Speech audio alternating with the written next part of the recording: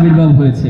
এখানে সেনা অভ্যুত্থানের মধ্য দিয়ে শেখ মুজিবকে পরবর্তীতে এই রাষ্ট্র থেকে সরিয়ে দেওয়া হয়েছিল এবং এরপরও আমরা দেখেছি একটা অস্থিরতাময় সমাজ, রাজনৈতিকভাবে অস্থিরতা, অর্থনৈতিকভাবে অস্থিরতা বিরাজ করেছিল। এই এমন একটি পরিবেশে ইসলামী ছাত্র শিবিরের কতিপয় ভাই ঢাকা বিশ্ববিদ্যালয়ের কেন্দ্রীয় জামে মসজিদে একত্রিত হয়েছেন।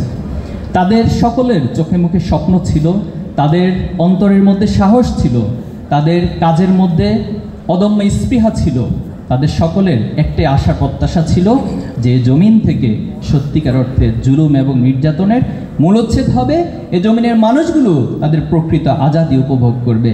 সে ধারাবাহিকতা ঢাকা বিশ্ববিদ্যালয়ের কেন্দ্রীয় জামে মসজিদে 1977 সালের 6 ফেব্রুয়ারি ইসলামী ছাত্র শিবির যাত্রা শুরু করেছিল। প্রিয় উপস্থিতি, ছাত্র শিবিরের এই যাত্রা অনেক বেশি কঠিন ছিল আমাদের জন্য কখনোই সুখকর ছিল না। আমাদের সামগ্রিক কাজের যে সফলতা, এটি একটি পক্ষ কখনোই সহ্য করতে পারেনি। সেটা আমরা দেখেছি আইয়ামে জাহিলিয়াতে আল্লাহ রাসূলুল্লাহ সাল্লাল্লাহু আলাইহি ওয়াসাল্লাম যখন সমাজকে গঠন করার জন্য এগিয়ে গিয়েছেন, এই সমাজের যুবকদেরকে সাথে নিয়ে সমাজ গড়ার কাজে তিনি ব্যস্ত হয়েছেন, তিনি সমাজ গড়ার কাজে উদ্যোগ নিয়েছেন, তখন একটি পক্ষ দাঁড়িয়ে গেল আল্লাহ রাসূলুল্লাহ সাল্লাল্লাহু আলাইহি ওয়াসাল্লাম বিরোধিতায়। কিন্তু সেম ওয়েতে আমাদেরকেও বাধা বিপত্তির মধ্য দিয়ে এই পথ পাড়ি দিতে হয়েছে। আমাদের প্রথম কেন্দ্রীয় সভাপতি শহীদ মীর কাসেম আলী ভাইকে নির্মমভাবে হত্যা করা হয়েছে। তিনি বাংলাদেশের জন্য একটি বড় সম্পদ ছিল, তিনি বাংলাদেশের অর্থনীতিকে একটি আমূল পরিবর্তনের দিকে নিয়ে যাচ্ছিলেন। কিন্তু দুর্ভাগ্য যে এই রত্নকে খুনি হাসিনা বিচারিক হত্যাকাণ্ডের মাধ্যমে নির্মমভাবে হত্যা করেছিল। আপনারা নিঃসন্দেহে জানেন, যখন ট্রাইব্যুনালে তথাকথিত বিচারিক হত্যাকাণ্ডের মধ্য দিয়ে যুদ্ধ অপরাধের নামে বিচার শুরু করা হয়েছে, তখন আমাদের শহীদ মীর কাসেম আলী ভাই দেশের বাইরে অবস্থান করেছিলেন। তখন ওনাকে ওনার যারা শুভাকাঙ্ক্ষী ছিল সকলে পরামর্শ দিয়েছিল যে আপনি দেশের বাইরে অবস্থান করুন, আপনি এই মুহূর্তে দেশে আসার প্রয়োজন নেই, খুনি হাসিনা আপনার উপর জুলুম করবেন। কিন্তু আমাদের মীর কাসেম আলী ভাই বলেছিলেন যে আল্লাহর আমার জন্য যেখানে মৃত্যু লিখে রেখেছেন সেখানে আমার মৃত্যু হবে। আমি 1977 সালে 6 ফেব্রুয়ারি ঢাকা বিশ্ববিদ্যালয়ের কেন্দ্রীয় মসজিদে যে যাত্রা শুরু করেছি, আমি আমার সেই যাত্রার পথে অবিরাম হেঁটে যাব।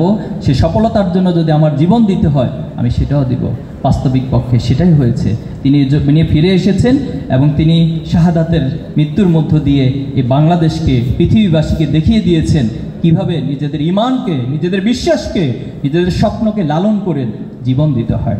সম্মানিত উপস্থিতি, আমাদের দ্বিতীয় কেন্দ্রীয় সভাপতি বাংলাদেশের অন্যতম বুদ্ধিজীবী ছিলেন, তাকেও বিচারিক হত্যাকাণ্ডের হত্যা করা হয়েছে। ছাত্র শিবিরের শহীদ সাব্বির আইয়ুব থেকে শুরু করে এই জুলাই আগস্ট পর্যন্ত 234 জন ভাইকে নির্মমভাবে হত্যা করা হয়েছে। সকলের অপরাধ একটাই ছিল, তারা এই সমাজকে ভালো করার চেষ্টা করেছে, এই সমাজের ছাত্রদেরকে সৎ, দক্ষ, দেশপ্রেমিক করে গড়ে তোলার স্বপ্ন তাদের দেখেছিল। এই অপরাধেই আমাদের ভাইদেরকে নির্মমভাবে হত্যা করা হয়েছে। আমাদের ভাইদেরকে হত্যা করে চোখ তুলে নেওয়া হয়েছে, আমাদের ভাইদেরকে হত্যা করে তাদের লাশগুলো গুম করে ফেলা হয়েছে, আমাদের ভাইদের হত্যা করে ট্রেনের নিচে কাটার মধ্যে ফেলে দেওয়া হয়েছে, আমাদের ভাইদেরকে হত্যা করে তাদের লাশগুলোকে লুকিয়ে ফেলা হয়েছিল। সম্মানিত উপস্থিতি, এই জুলুম নির্যাতনের পথ মাড়ি দিয়ে 2024 জুলাই আগস্টে যে ছাত্র জনতার অভ্যুত্থান হয়েছে, সে অভ্যুত্থানের মধ্য দিয়ে আজ বাংলাদেশ একটি নতুন সূর্যোদয়ে উপনীত আমরা হয়েছি। আমরা দৃঢ়ভাবে বিশ্বাস করি আল্লাহ তাআলা এই জুলুম এবং নির্যাতনের পথ মাড়িয়ে আল্লাহ এই রক্ত, এই জীবনকে কখনো বৃথা করে দিবেন না। এবং আমাদের আগের প্রজন্ম যে স্বপ্ন দেখেছেন, আমরা সেই স্বপ্নকে লালন করে, ধারণ করে আমরা এগিয়ে যাব এবং আমাদের প্রত্যাশিত যে বিজয়, প্রত্যাশিত যে বিপ্লব, সেটা কোনো একটি প্রজন্মের হাত ধরে অবশ্যই বাংলাদেশে বাস্তবায়িত হবে ইনশাআল্লাহ। সম্মানিত ভাইয়েরা, ছাত্র শিবির এই যে কিছু মানুষ তৈরির উদ্যোগ নিয়েছে, এই মানুষ তৈরির ক্ষেত্রে আমরা বিশ্বাস করি যে চিন্তা মননের পরিবর্তন, আর চিন্তা মননের পরিবর্তনের জন্যই ছাত্র শিবিরের প্রকাশনার অনেকগুলো উপকরণ আমরা বের করে থাকি। আমাদের সাহিত্য প্রকাশনার যে উপকরণগুলো, এটা দিনের পর দিন ছাত্র সমাজের কাছে অনেক বেশি আকর্ষণীয় এবং তাদের মেধার বিকাশের জন্য অনেক গুরুত্বপূর্ণ উপকরণ হিসেবে দাঁড়িয়েছে। আমাদের ভাইরা উল্লেখ করেছেন প্রায় 300টি প্রকাশনা সামগ্রী আমরা ইতিমধ্যে প্রকাশ করেছি এবং প্রত্যেক বছর আমরা এগুলোকে রিভিউ করি এবং নতুন নতুন শিক্ষার্থীদের চাহিদা, সময়ের চাহিদার আলোকে কী ধরনের উপকরণ প্রয়োজন, এই উপকরণগুলো আমরা প্রকাশ করে থাকি। তো প্রত্যেক বছর আমরা নববর্ষের যে উপকরণ, আজকে আপনারা ইতিমধ্যে এখানে দেখেছেন যে আমাদের প্রায় 11টি উপকরণ আমরা প্রকাশ করে থাকি।